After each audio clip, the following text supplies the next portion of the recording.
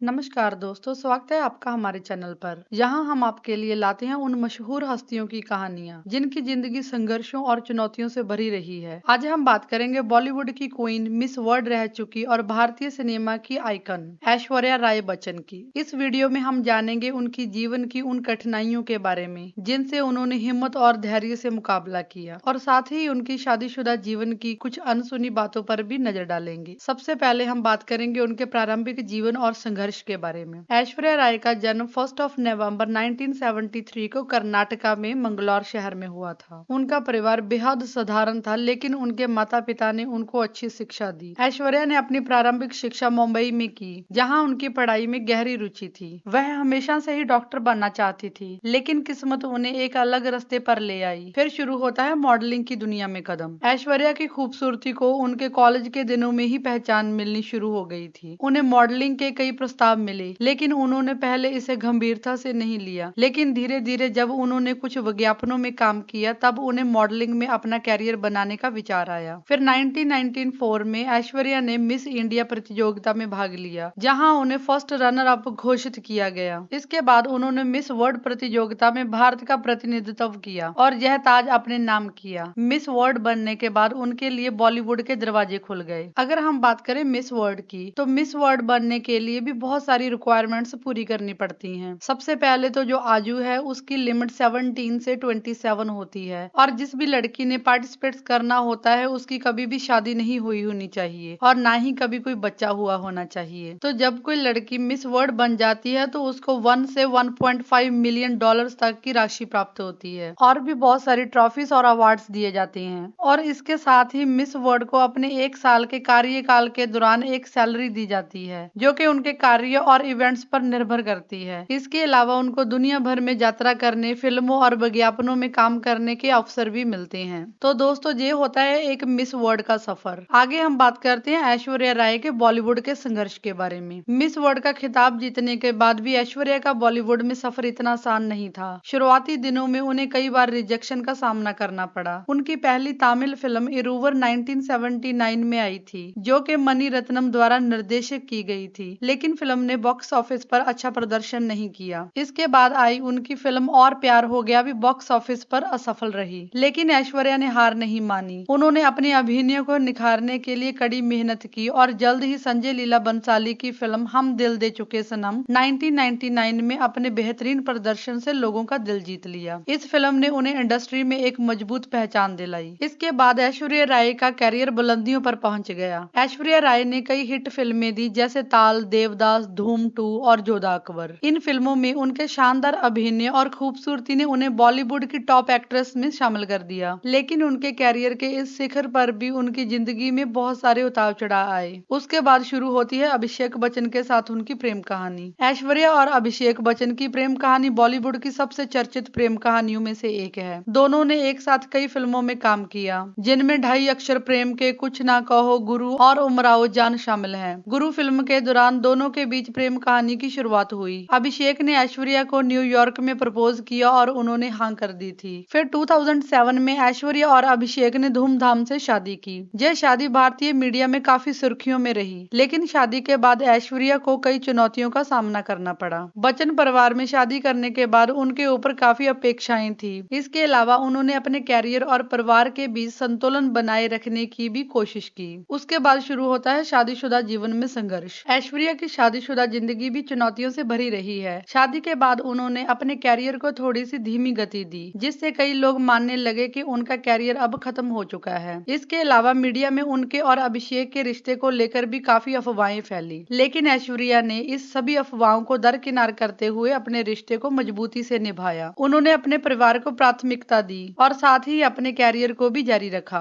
2011 में ऐश्वर्या और अभिषेक ने अपने पहले बच्चे आराध्या का स्वागत किया। इस दौरान भी ऐश्वर्या ने अपने कैरियर से एक ब्रेक लिया और अपने बच्चे की परवरिश पर ध्यान दिया। फिर उन्होंने बॉलीवुड में वापसी की और एक नए सफर की शुरुआत की। कुछ सालों के ब्रेक के बाद ऐश्वर्या ने 2015 में फिल्म जज्बा से बॉलीवुड में वापसी की। इस फिल्म में उनके अभिनय को सराहा गया और उन्होंने ये साबित कर दिया कि वह अब भी इंडस्ट्री की एक प्रमुख अभिनेत्री हैं। इसके बाद उन्होंने ये दिल है मुश्किल, फने खान जैसी फिल्मों में काम किया। अगर हम बात करें ऐश्वर्या राय और अभिषेक के तलाक के बारे में, हाल ही में सोशल मीडिया और कुछ मीडिया प्लेटफॉर्म्स पर ऐश्वर्या राय और अभिषेक बच्चन के तलाक की खबरें खूब वायरल हो रही हैं। कई रिपोर्ट्स में दावा किया गया है कि इन दोनों के बीच रिश्ते में खटास आ चुकी है, लेकिन क्या ये सच है? इस तरह की खबरें अक्सर सेलिब्रिटीज के बारे में आती रहती हैं, जो ज्यादातर अफवाहों पर आधारित होती हैं। और सोशल मीडिया पर किसी भी बात का जल्दी वायरल हो जाना कोई नई बात नहीं है। कई बार बिना किसी पुख्ता आधार के भी लोग इन खबरों को सच मान लेते हैं। हम तो यही उम्मीद करेंगे कि किसी का भी डाइवोर्स ना हो, क्योंकि डाइवोर्स के बाद बच्चों को दोनों पेरेंट्स का प्यार नहीं मिल पाता और सेलिब्रिटीज के बच्चों को तो और भी बहुत सारी मुश्किलों का सामना करना पड़ता है। और अगर हम बात करें ऐश्वर्या राय के समर्पण और प्रेरणा की, ऐश्वर्या राय की जीवन यात्रा हमें सिखाती है कि चाहे कितनी भी कठिनाइयां क्यों न आ जाएं, हमें हमेशा अपने लक्ष्य के प्रति समर्पित रहना चाहिए। उनकी कहानी इस बात का भी जीता जागता उदाहरण है कि धैर्य, मेहनत और पॉजिटिविटी से हर मुश्किल को पार किया जा सकता है। तो दोस्तों, ऐश्वर्या राय की जिंदगी एक प्रेरणादायक सफर है, जो हमें सिखाती है कि संघर्षों से घबराना नहीं चाहिए, बल्कि उनसे लड़कर अपने सपनों को साकार करना चाहिए। उनके जीवन के हर पहलू में, चाहे वह उनका संघर्ष हो, कैरियर हो या फिर शादीशुदा जीवन, हमें कुछ न कुछ सीखने को मिलता है। अगर आपको ऐश्वर्या की ये कहानी पसंद आई तो हमारे चैनल को सब्सक्राइब जरूर करें और इस वीडियो को भी लाइक और शेयर करें। धन्यवाद।